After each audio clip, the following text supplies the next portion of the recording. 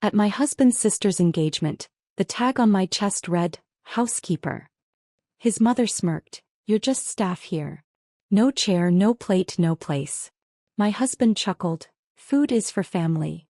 I stood tall, slid off my ring and said, "Then I'm no longer yours." His smile vanished, but that was only the beginning.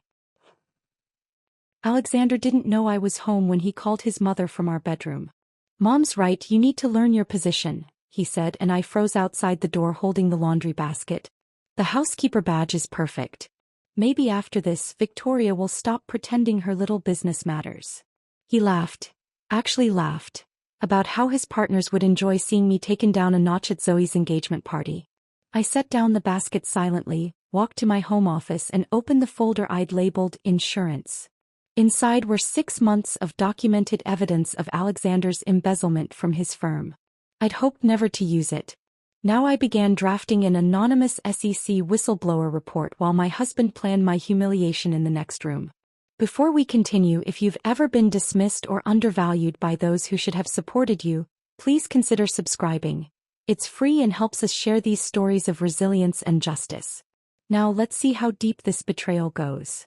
The laundry basket contained his Brooks Brothers shirts, each one pressed perfectly the way he demanded, with exactly 1 inch of starch in the collar. I'd been doing his laundry for 5 years, not because we couldn't afford help, but because Alexander insisted it showed proper wifely devotion. The same devotion that had me wake at 5:45 every morning to prepare his Colombian coffee while reviewing quarterly reports for failing businesses I was restructuring. He never knew that while he slept, I was saving Chicago restaurants from bankruptcy, negotiating with creditors and building financial models that would determine whether families kept their livelihoods. My home office had become a command center over the past 3 years. 2 monitors displayed spreadsheets for Romano's restaurant, which was hemorrhaging $30,000 monthly. Tony Romano had called me crying last week, saying his father would roll over in his grave if he knew the family business was failing. I'd already identified their problems. Food costs at 47% when they should be under 30%, 3 vendors overcharging them because nobody had renegotiated contracts in a decade, and a menu that hadn't adapted to neighborhood demographics that had shifted from Italian families to young professionals wanting quick lunch options. I'd fix it all for a fraction of what the big consulting firms charged, but according to Alexander, this was just my little hobby. The insurance folder felt heavier than its actual weight. 6 months ago, I'd noticed discrepancies in Alexander's home office files. He'd grown careless, leaving Lakeshore Capital documents on his desk, assuming I was too focused on my little business to understand complex financial instruments. But I understood them better than he did. Line items that didn't match. Portfolio company expenses that were actually personal charges. Investor funds diverted to accounts that traced back to Alexander's control. Classic embezzlement dressed up in private equity jargon. I'd photographed everything, created encrypted backups, and consulted quietly with Margaret Brennan, a former federal prosecutor who now handled corporate litigation. "This is criminal," she'd said simply. "When you're ready, this ends his career." I'd hoped that day would never come. Marriage meant protecting each other even from their own crimes. But apparently marriage to Alexander meant planning my public humiliation while I pressed his shirts. From the bedroom his voice carried clear. "The engagement party will be perfect. Zoe's marrying into serious money with Daniel, and it's time Victoria understood the difference between real success and playing businesswoman." Serafina's laugh tinkled through the phone speaker. They discussed details. How the name badge would be waiting at check-in, how there would be no chair at our table, how they'd make sure everyone noticed I wasn't being served food. "She saved your father's company," Serafina admitted, "but that doesn't make her family. Help is help no matter how well dressed." 18 months ago that help had worked 16-hour days to save Hawthorne Manufacturing from bankruptcy. Richard Hawthorne, Alexander's father, had built the company over 30 years, but COVID had exposed every weakness in their operations. Traditional consultants wanted $400,000 just to assess the situation. I restructured everything for $130,000, pivoting their production to ventilator components when the market demanded it, renegotiating union contracts without triggering strikes, and identifying inefficiencies that were costing them $200,000 monthly. I saved 200 jobs. Blue-collar workers with mortgages and kids in college kept their paychecks because I understood manufacturing logistics better than consultants who'd never set foot on a factory floor. Serafina had visited once during the restructuring, wrinkling her nose at the break room where I ate lunch with line supervisors. "These people," she'd said, not bothering to lower her voice. "This is so beneath the Hawthorne name." Yet the Hawthorne name only survived because I prevented bankruptcy. Thursday dinners at Serafina's Gold Coast mansion had become a masterclass in endurance. Every week at 7 p.m. sharp I arrived with homemade dessert, usually her favorite lemon tart that took 3 hours to perfect. She'd take one bite, declare it acceptable, then spend the meal dissecting my shortcomings.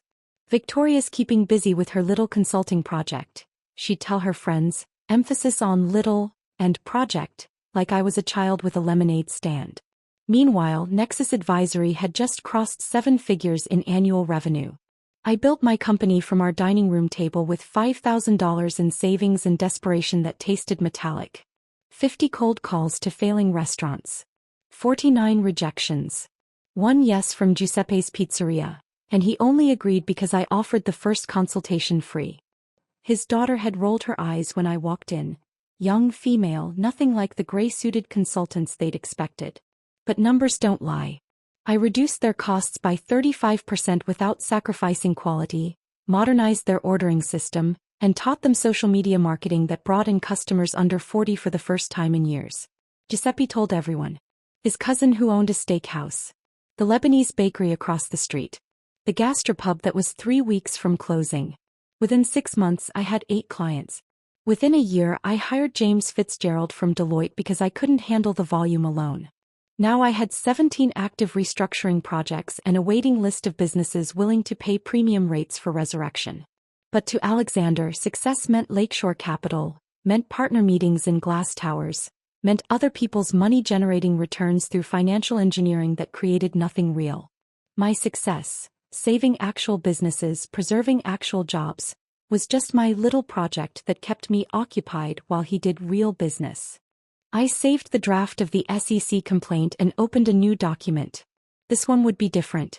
A timeline of every financial crime, every falsified document, every investor defrauded. Margaret Brennan would file it Monday morning if needed. The engagement party was Saturday.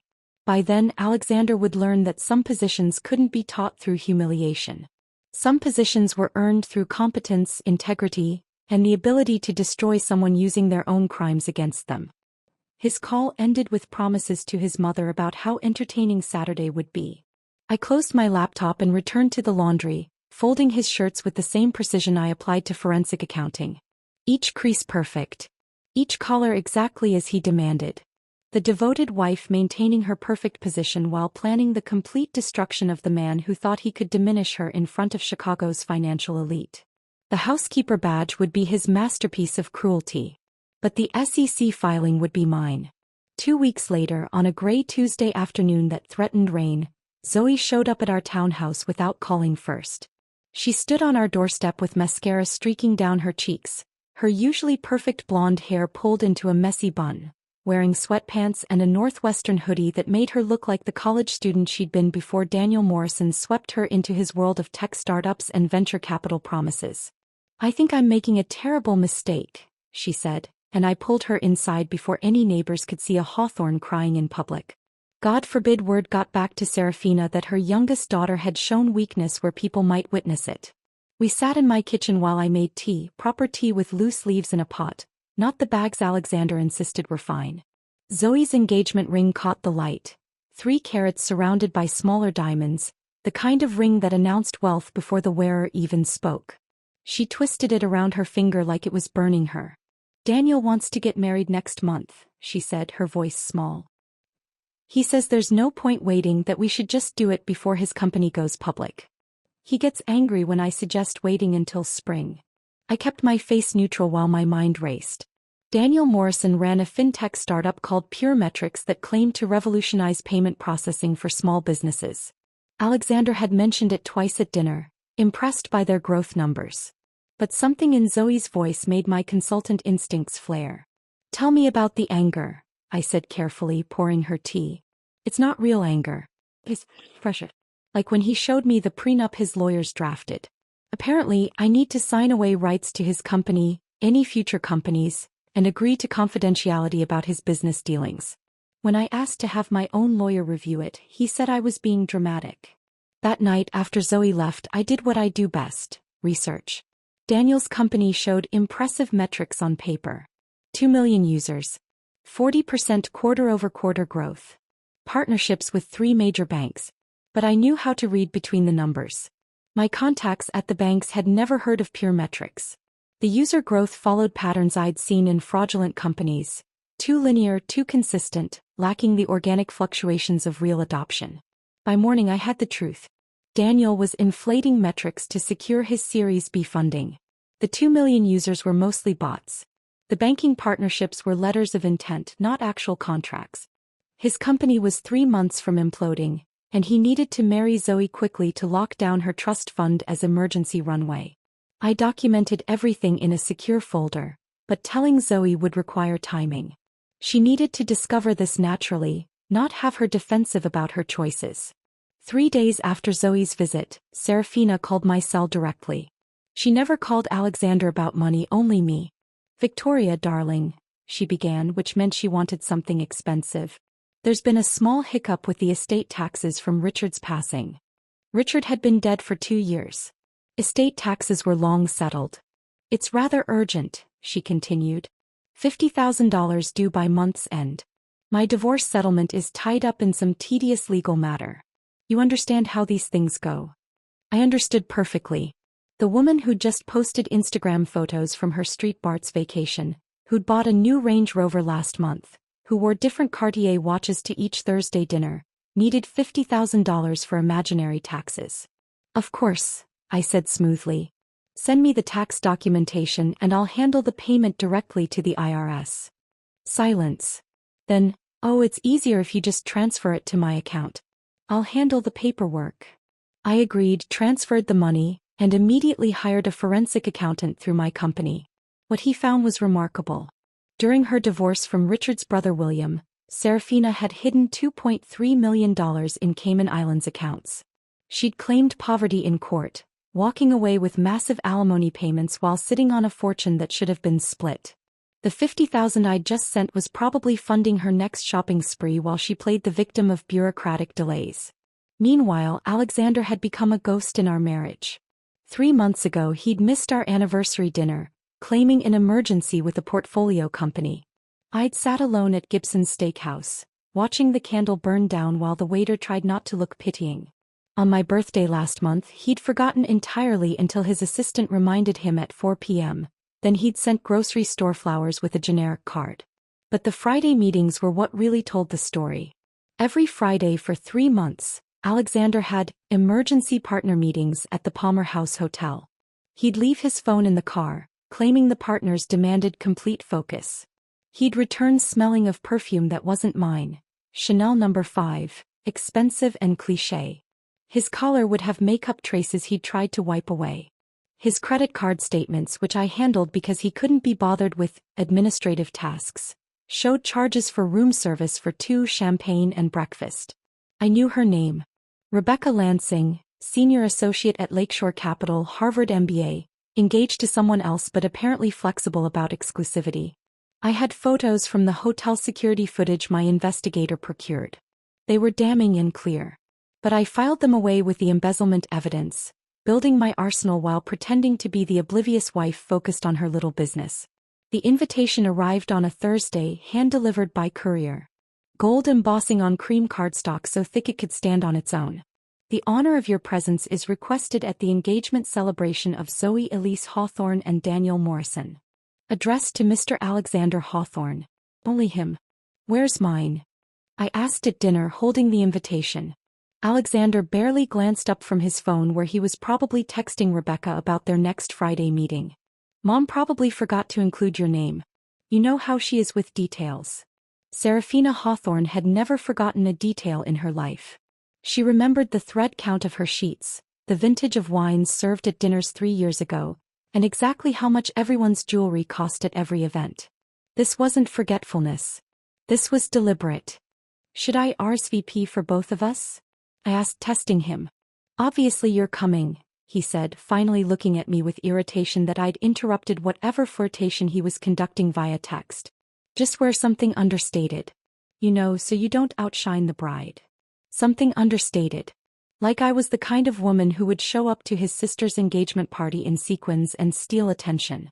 Like my very presence needed to be diminished, made smaller, less noticeable. Like I should practice being invisible before they made it official with a name badge.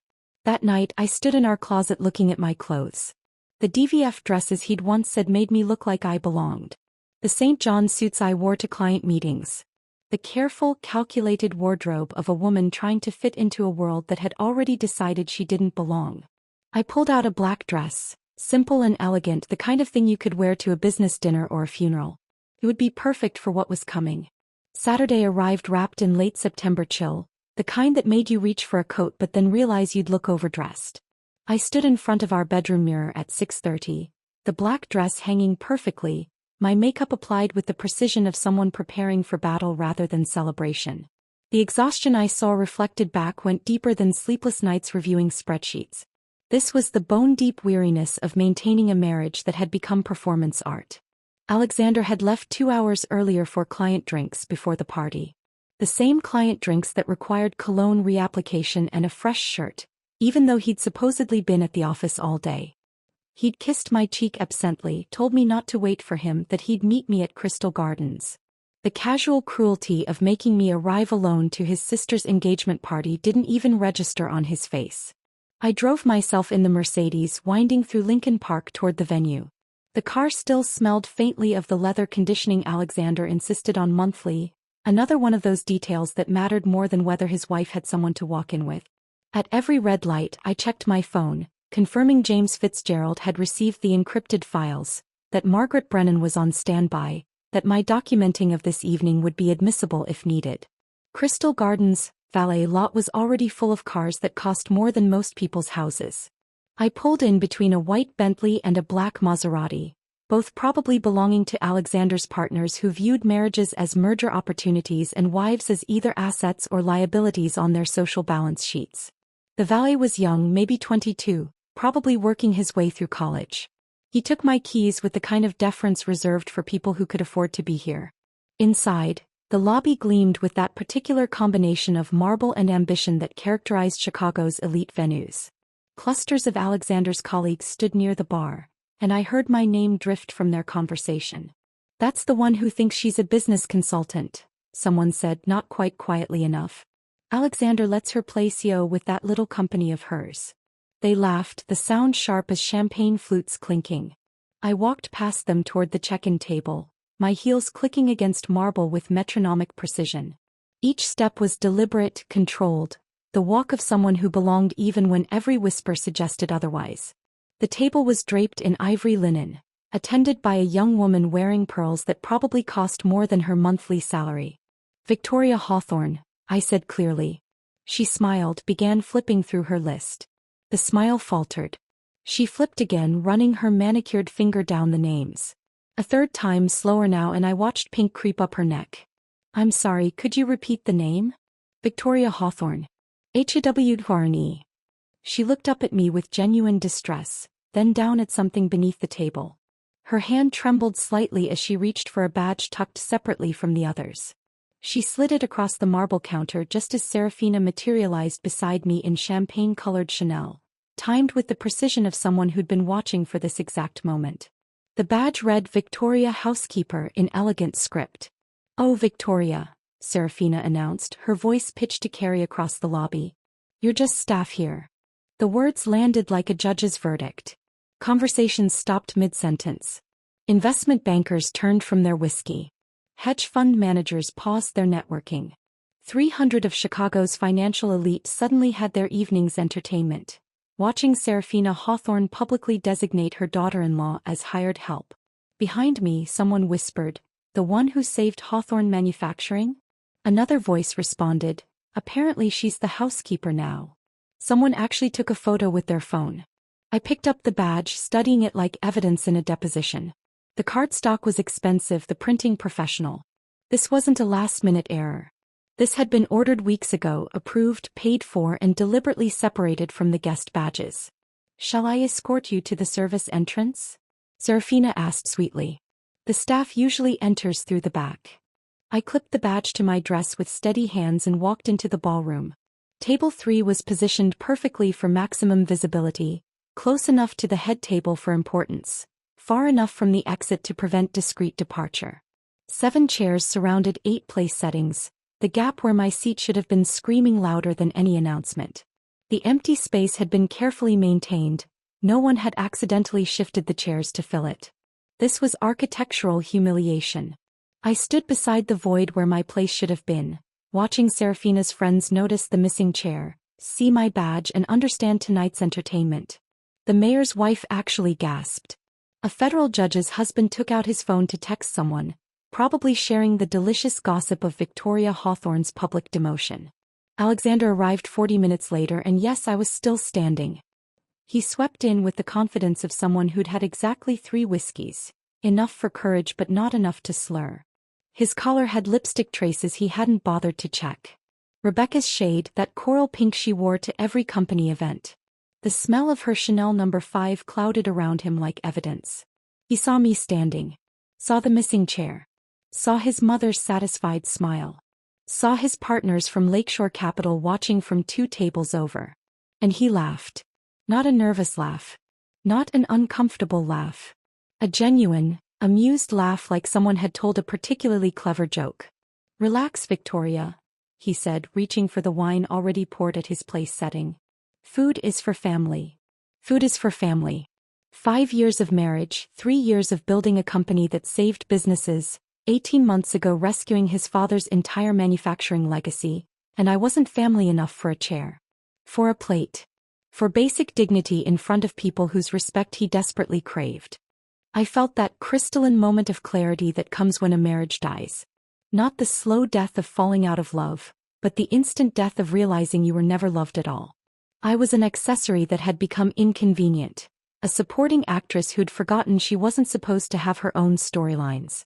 I reached for my wedding ring, the 2-carat diamond Alexander had chosen to impress his partners rather than please me. The metal was warm from my skin, familiar after 5 years of never taking it off. I pulled it off with deliberate slowness, letting the overhead lights catch every facet of the diamond. The movement drew attention. Conversations at nearby tables stopped. Someone actually set down their fork mid-bite.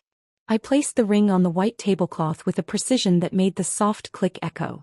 The sound carried further than it should have, silencing tables in expanding ripples like dropped stones in still water.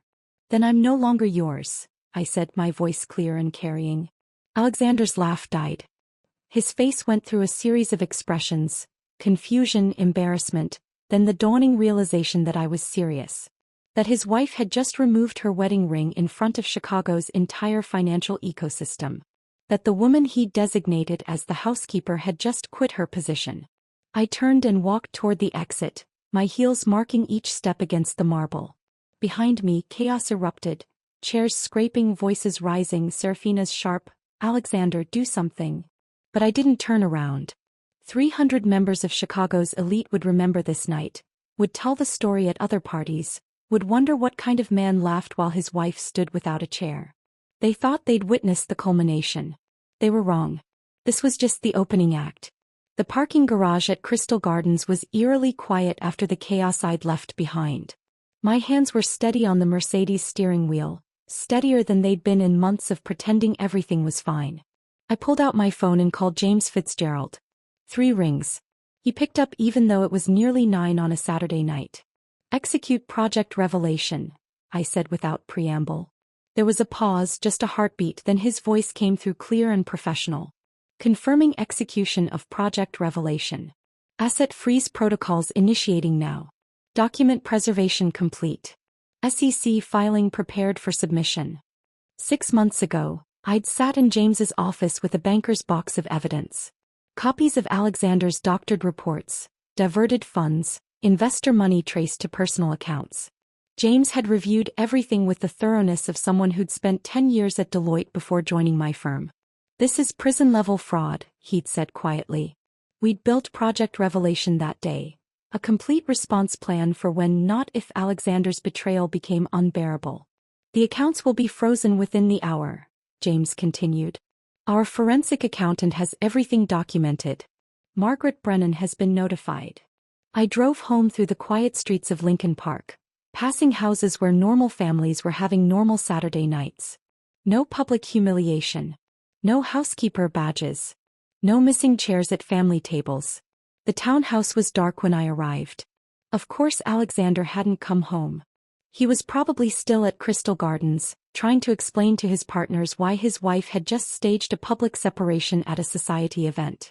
I poured myself exactly 1 glass of wine and opened my laptop in the home office. The SEC's whistleblower portal loaded slowly, like it was giving me time to reconsider.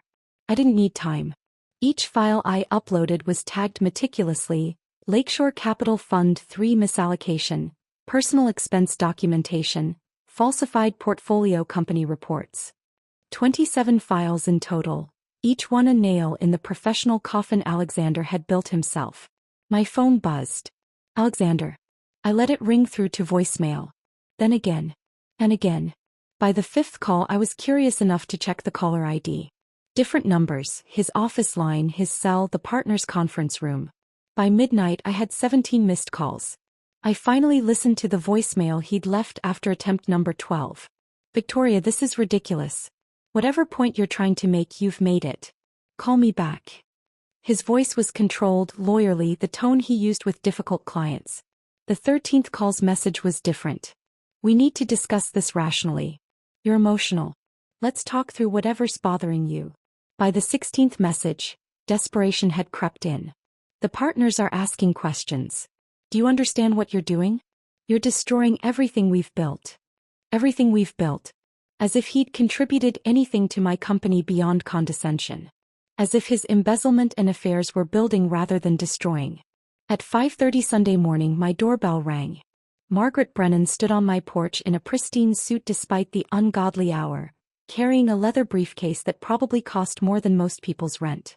She'd driven straight from her Lake Forest home after James's call.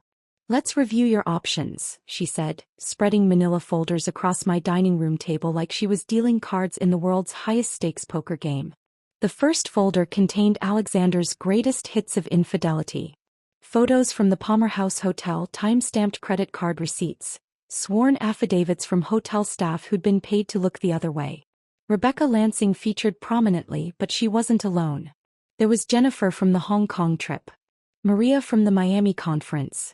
Each documented with the precision of someone building a case. The prenuptial agreement's infidelity clause is ironclad, Margaret explained, tapping a specific paragraph with her manicured nail. Full forfeiture of marital asset claims, plus damages for reputational harm. He gets nothing from your company, nothing from your accounts, and he owes you compensation. The second folder was even more damaging. Lakeshore Capital's fraudulent fund allocations laid out in spreadsheet clarity.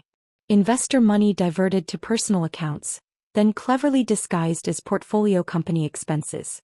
Classic embezzlement wearing a private equity costume. This is federal crime territory, Margaret said quietly. Once the SEC receives this, there's no stopping the investigation.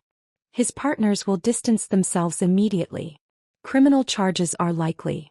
The third folder contained my nuclear option, Serafina's hidden offshore accounts. $2 million that should have been split in her divorce, hidden in the Caymans while she cried poverty to the court. Her ex-husband's attorney would find this very interesting, Margaret noted. The clawback provisions alone would bankrupt her.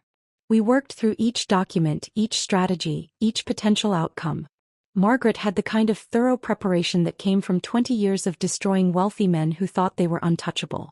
By the time she left at noon, I had a clear path forward. It would be brutal, methodical, and entirely legal. That evening, still Sunday, my phone rang with a number I didn't recognize. I almost didn't answer, then noticed the 847 area code. Northwestern University. Victoria. The voice was small, scared. It's Zoe. I'm in your lobby. Can I come up?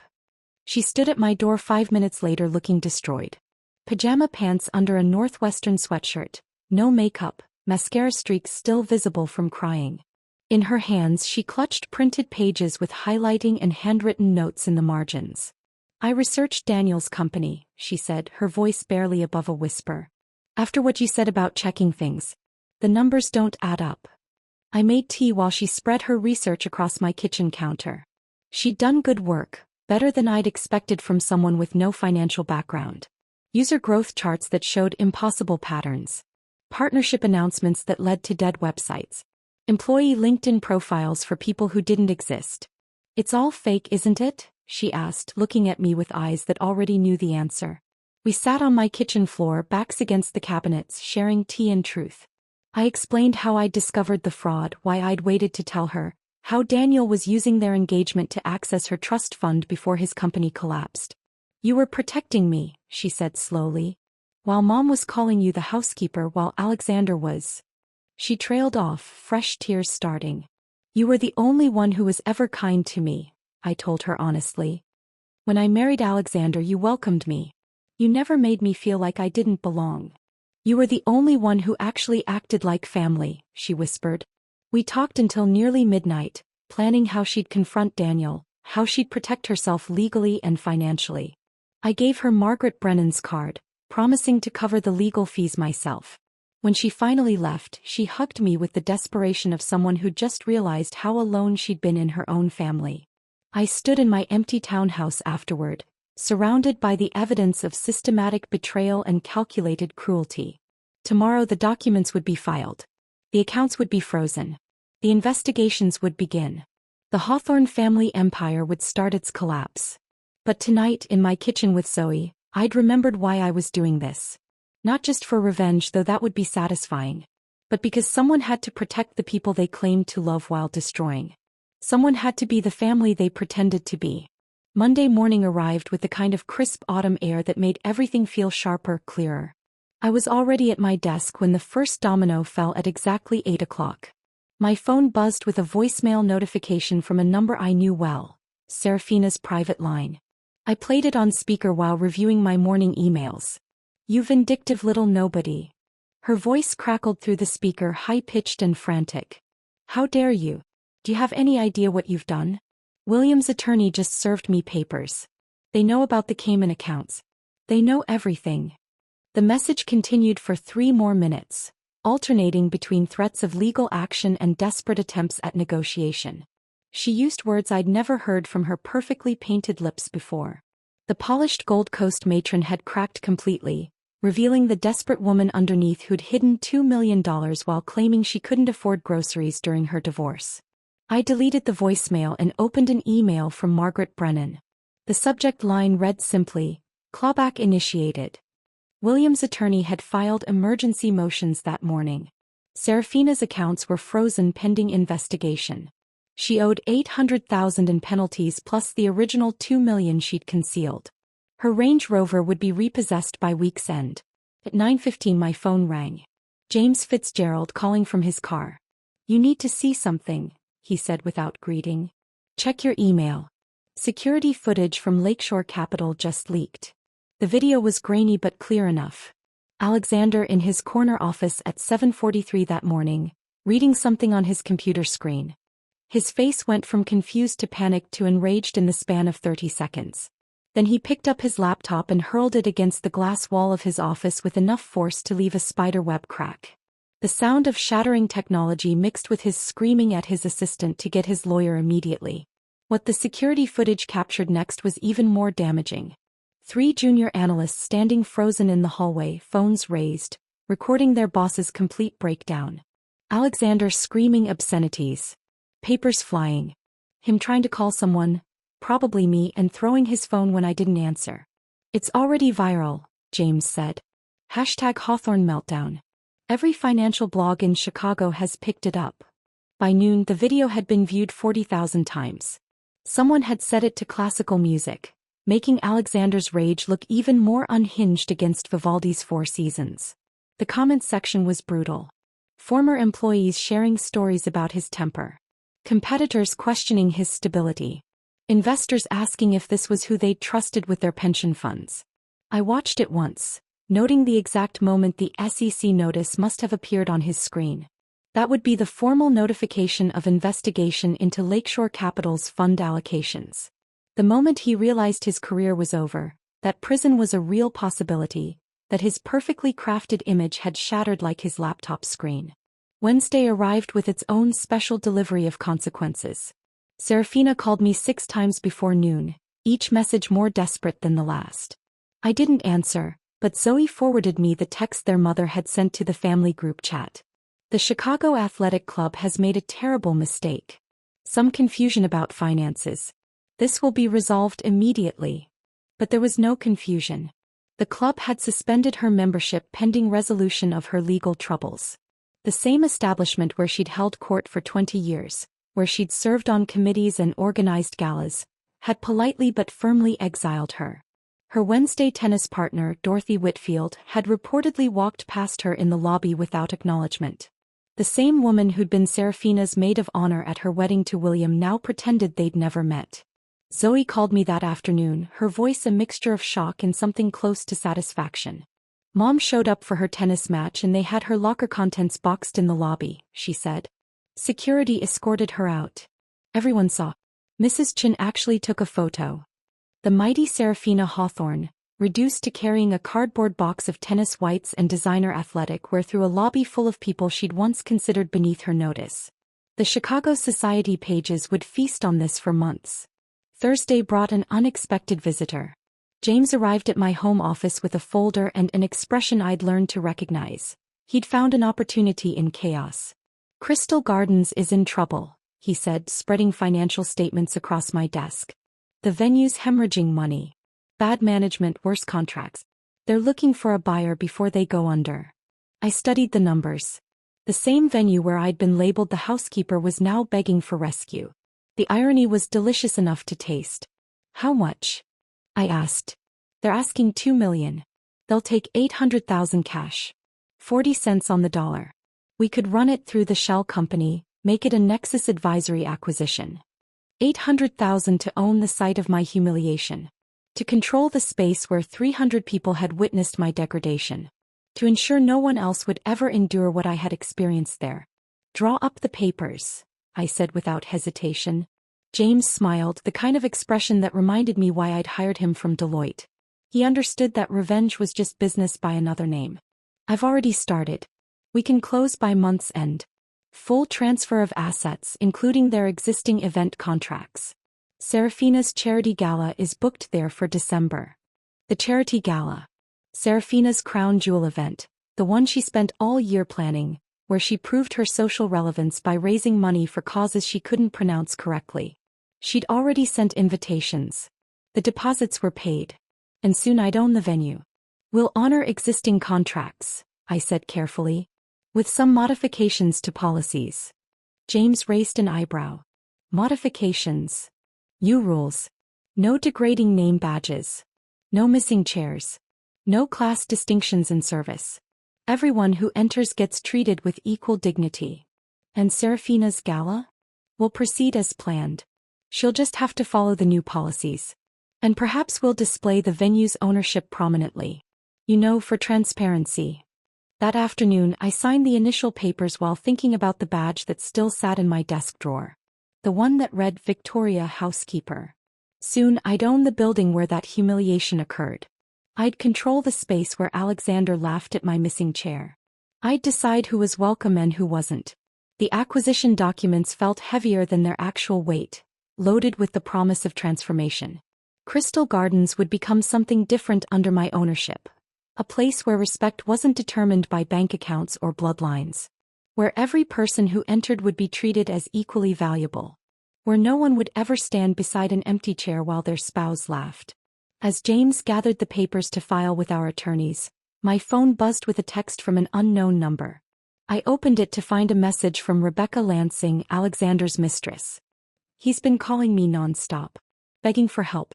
I thought you should know I'm testifying to the SEC tomorrow. I kept records of everything. The gifts, the trips, all paid with investor funds. I'm sorry. I should have said something sooner. Even his mistress was abandoning ship. The dominoes weren't just falling anymore. They were accelerating, each collapse triggering the next with beautiful precision. I stared at Rebecca's text for a moment longer before setting my phone aside. Tomorrow she would testify to the SEC, and Alexander's last potential lifeline would be severed. The irony that his mistress would show more integrity than he ever had wasn't lost on me. I pulled up the emails from the 3 portfolio companies where Nexus Advisory held consulting contracts through Lakeshore Capital's agreements. Each CO owed their company's survival to my restructuring work, though Alexander had taken credit for sourcing exceptional consultants at every partners meeting. Friday morning I sent identical emails to all 3 CEOs.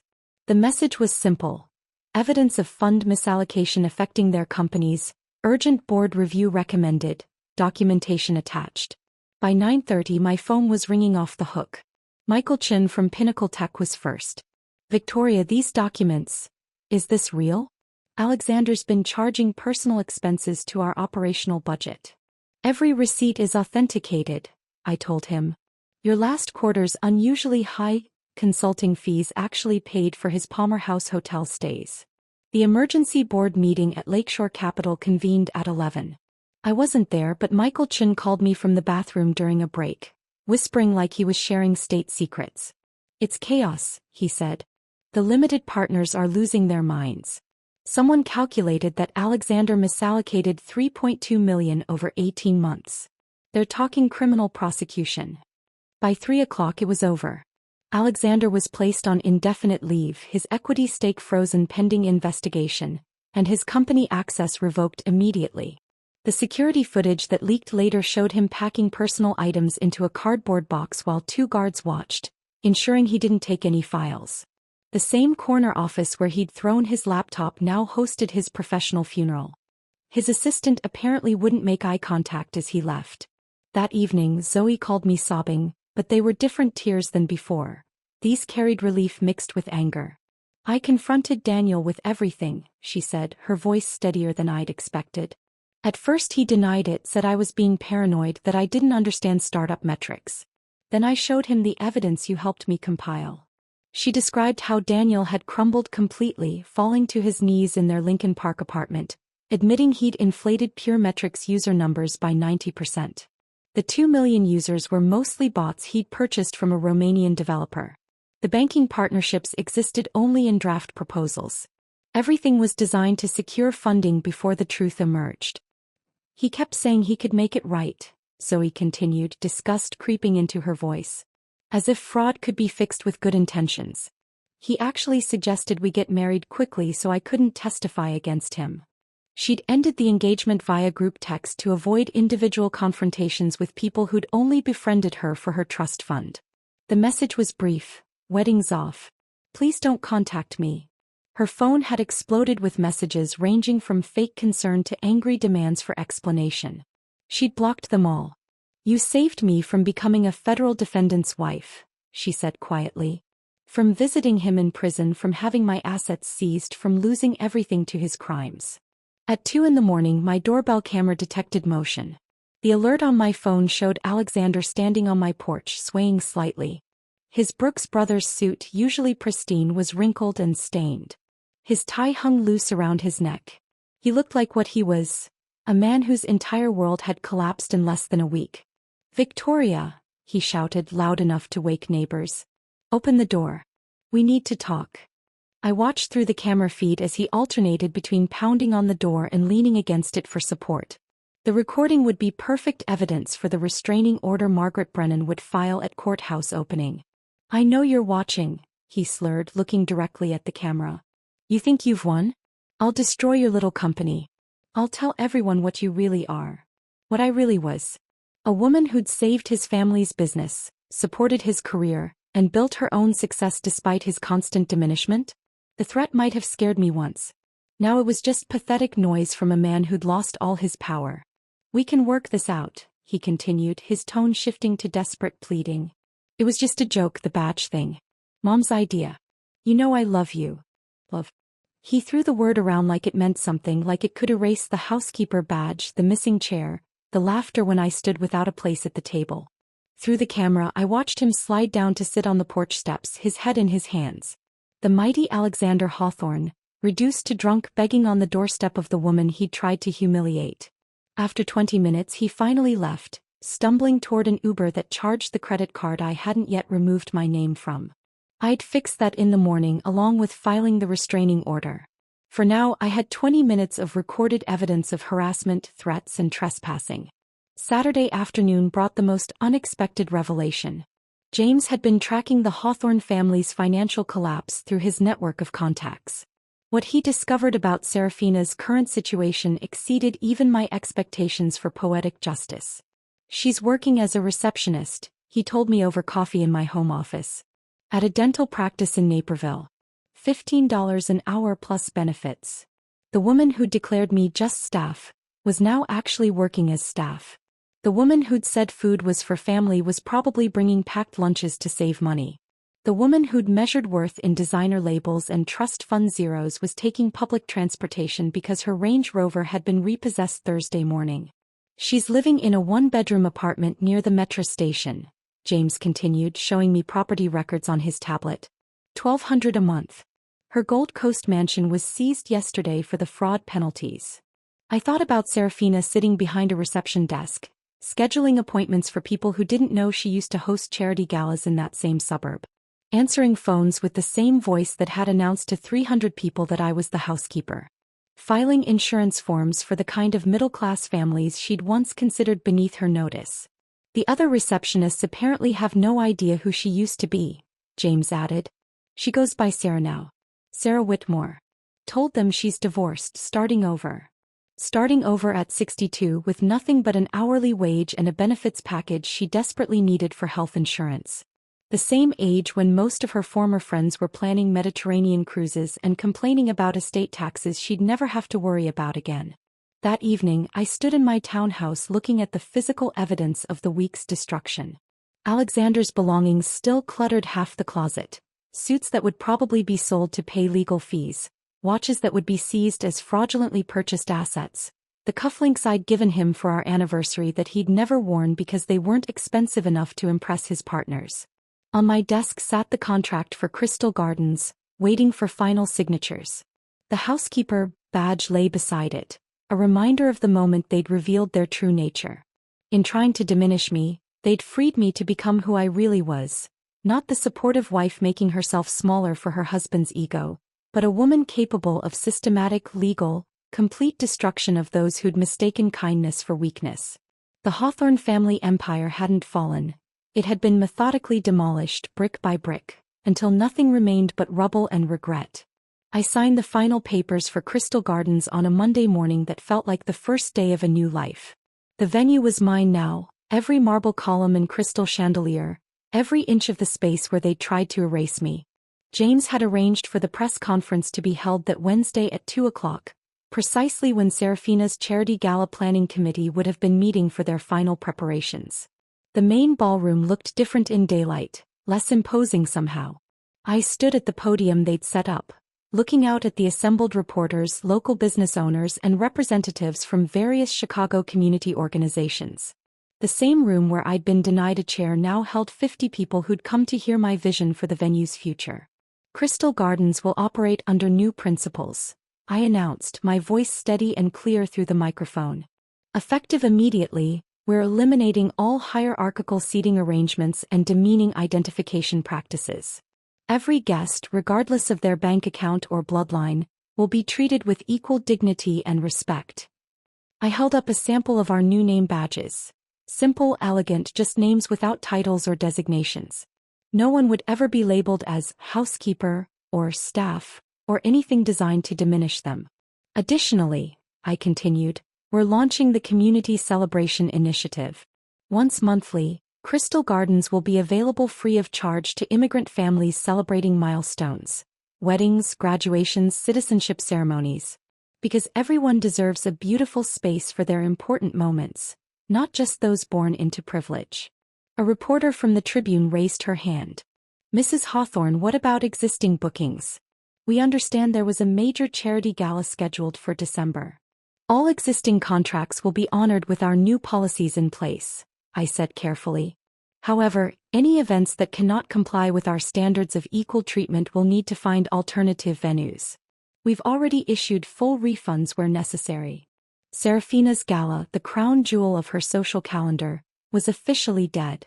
Her deposit had been returned that morning, along with a polite note explaining that Crystal Gardens could no longer accommodate events that practiced social stratification. The woman who'd orchestrated my humiliation would have to find somewhere else to pretend she still mattered to Chicago society. As the press conference ended, my phone buzzed with a call from Margaret Brennan. The federal investigation had released its findings that morning. Alexander's crimes were worse than even I had documented. $3.2 million embezzled over 18 months, systematically stolen from investors who'd trusted him with their retirement funds and college endowments. "They're seizing everything," Margaret explained. "The townhouse goes to auction next month. Both Porsches, the boat he kept at Belmont Harbor, even his watch collection. The Patek Philippe he wore to show off at partner meetings? It was purchased with stolen funds. The townhouse where I'd made his coffee every morning, where I'd pressed his shirts while he planned my humiliation, would be sold to the highest bidder. His precious vintage Porsche 911, the one he spent weekends polishing while I saved failing businesses, would end up in someone else's garage. Every symbol of his success was being stripped away, revealing the fraud beneath the facade. His legal defense is costing $400,000 and climbing," Margaret continued. "The family trust his grandfather established is nearly depleted. There won't be anything left for appeals." That afternoon, an unexpected email arrived from Helena Morrison, senior partner at Lakeshore Capital. She wanted to meet privately away from the office at a quiet coffee shop in Wicker Park. I almost declined, then curiosity won. Helena looked older than she had at the engagement party, stress lines evident despite her careful makeup. She stood when I arrived, a gesture of respect she wouldn't have offered 2 weeks ago. "I owe you an apology," she said without preamble. "I suspected Alexander was misallocating funds 6 months ago. Small discrepancies, nothing I could prove. I should have investigated harder." She slid a folder across the table. Inside were contact information for 12 CEOs in her network, all running companies that needed restructuring expertise. "These executives value integrity over connections," she said. "They need someone who can save their businesses without destroying their employees' lives. I've already made the introductions. They're expecting your calls." 3 of those calls resulted in immediate contracts worth over 7 figures each. Within a week, Nexus Advisory had more work than we could handle, requiring me to hire 6 new consultants to manage the overflow. We were no longer my little business, but Chicago's premier restructuring firm, sought after by companies that wanted honest solutions rather than financial engineering tricks. The following Friday, I attended the Chicago Women in Business Conference at the Hilton downtown. I wasn't scheduled to speak, just planning to network and possibly recruit new talent for our expanding team. Then the moderator announced a surprise speaker for the session on professional integrity. Zoe walked onto the stage wearing a simple black suit, her hair pulled back, looking nothing like the girl who'd cried in my kitchen about her rushed engagement. She commanded the podium with newfound confidence. "2 months ago, I was planning a wedding to a man who was committing federal fraud," she began, her voice carrying across the packed auditorium. "I would have married him, tied my future to his crimes, if not for one person who cared enough to tell me the truth." She looked directly at me in the 3rd row. "Victoria Hawthorne saved me from becoming collateral damage in someone else's deception. While my own family orchestrated public humiliation against her, she quietly protected me from a catastrophic mistake." The audience of 500 professional women listened in rapt attention as Zoe described discovering Daniel's fraud, calling off the engagement, and using the money from selling her engagement ring to fund her MBA at University of Chicago's Booth School of Business. "Real family," she said, her voice growing stronger, "protects you from harm. Real family tells you difficult truths. Real family stands up for you when the world tries to diminish you. Victoria taught me that family isn't about blood or marriage certificates. It's about choosing to protect people even when they're connected to those who've hurt you." The applause was thunderous. Women throughout the auditorium stood, recognizing something universal in the story of being underestimated, dismissed, and ultimately triumphant. I hadn't sought this recognition, hadn't wanted public vindication, but sitting there watching Zoe claim her own power, I felt something release in my chest that I hadn't realized I'd been holding. After the conference, Zoe found me in the lobby. She hugged me with fierce gratitude, then pulled back to show me her laptop screen. "Look," she said, pointing to an email. I got accepted to the Booth Scholars Program. Full scholarship based on my essay about recognizing and escaping financial fraud. They want me to help develop a new curriculum on ethical business practices. The girl who'd been marrying for status was now building a career on substance. The woman who'd been passive in her family's cruelty had found her voice. The sister who'd stood by while I was humiliated had become the only family worth claiming. That evening I stood in Crystal Garden's main ballroom, now empty except for the maintenance staff preparing for tomorrow's event. A citizenship ceremony for 30 immigrant families who would celebrate in the space where I'd been told I wasn't family enough for a chair. The bitter irony had transformed into something sweeter, something that tasted like justice served at exactly the right temperature. The maintenance staff had finished their preparations, leaving Crystal Gardens pristine for tomorrow's citizenship ceremony. I walked through the quiet ballroom, my footsteps echoing against marble that held different memories now. Exactly 1 year had passed since the engagement party, since the night they'd tried to erase me with a missing chair and a degrading badge. Tonight I would host my own gathering in this same space, but this time, every chair would be filled with people who understood that worth wasn't measured in trust funds or family names. James arrived first, carrying a bottle of wine from Giuseppe's private collection. The pizzeria owner I'd saved 3 years ago insisted on sending his best vintage when he heard about tonight's dinner. Margaret Brennan came next, having driven straight from court where she'd been defending another whistleblower against corporate retaliation. Tony Romano brought homemade tiramisu from his restaurant, the one that would have closed without my intervention. Lisa Chong, who owned the Chinese restaurant on North Avenue that I'd restructured last year, arrived with her daughter who'd just graduated from Northwestern thanks to the business staying afloat. And then Zoe walked in, transformed from the girl who'd cried in my kitchen to a confident woman carrying herself like she belonged anywhere she chose to be. She wore a simple navy dress, no designer labels necessary to announce her worth. 1 year, she said, looking around the ballroom. Hard to believe this is where it all started falling apart. Or maybe where it all started coming together. We sat at a round table I'd deliberately chosen. No head, no hierarchy, just equals sharing a meal. The conversation flowed naturally, stories of businesses saved and families preserved, of second chances and new beginnings. Tony's son had taken over the restaurant and was innovating the menu while keeping his grandmother's recipes. Lisa's expansion to a second location was ahead of projections. The laughter was genuine, born from shared struggles and mutual respect rather than nervous networking. To resilience, James raised his glass. And to Victoria, who showed us that being dismissed as just staff can be the beginning of becoming indispensable. After dinner, I drove to my new office in the West Loop, a space I'd chosen specifically because it wasn't in the financial district where Alexander's former colleagues congregated. The building was modern but approachable, glass and steel softened by exposed brick and warm lighting. My office occupied the corner of the 3rd floor, with windows facing west toward neighborhoods full of small businesses that needed saving.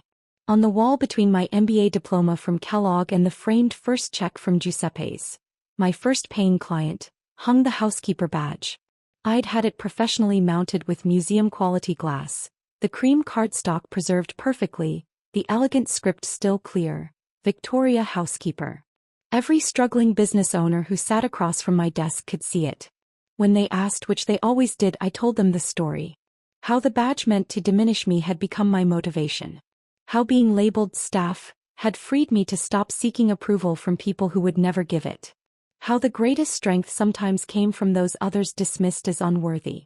It reminds me, I would tell them, that your current circumstances don't define your future capabilities. That badge was supposed to be my designation. Instead, it became my declaration. The following morning, Margaret Brennan called with Alexander's latest communication. He'd sent a letter through his court-appointed attorney, since he could no longer afford private counsel. Margaret read it to me over the phone, her voice carrying subtle amusement at its contents. Dear Victoria, it began. I'm writing from Milwaukee where I've taken a position as a junior analyst with Midwest Financial Services.